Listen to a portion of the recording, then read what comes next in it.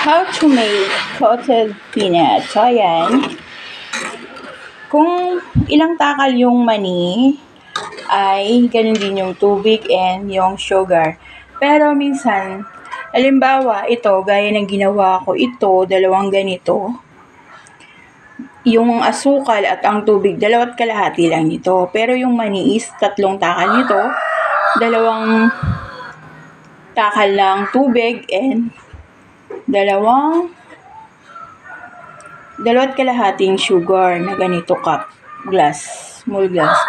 So, halimbawa, kung 1 kilo din yung magagamit yung asukal. So, yan. Ayan, may asukal na yan, water, and then yung peanut, syempre. And, halo-haloin nyo lang. So, habang medyo marami pa naman yung tubig kasi kasasalang ko lang. Pangalawang salang na to.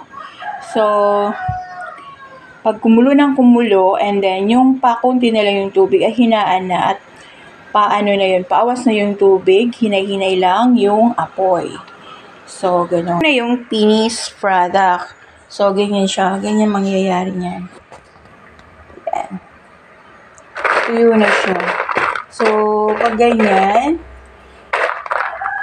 dikit na yung asukal, hanguin nyo na. At ilagay na sa tray para matuyo siya. Hindi siya masyadong magdikit-dikit. So, ganun lang. Medyo,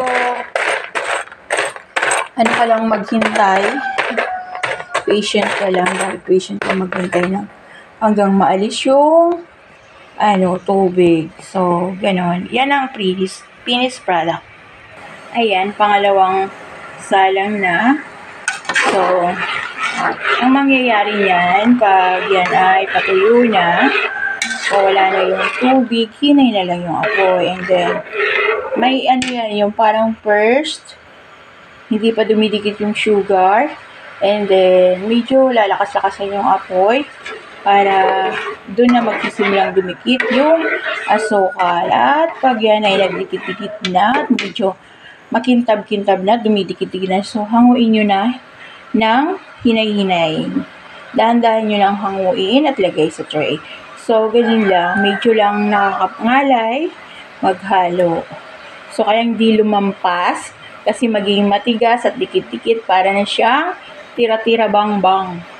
Tira-tira, yung parang buka yung matigas. Kasi yung sugar bumalik and naging matigas na siya. Kasi yung sugar nakalampas na, dumikit na. Hindi na siya pwedeng mapaghihiwalay. So, ganun lang. Easy lang siya gawin. Yun lang. Nakakangalay. So, kasama yan sa trabaho. Sa paggawa ng peanut coated.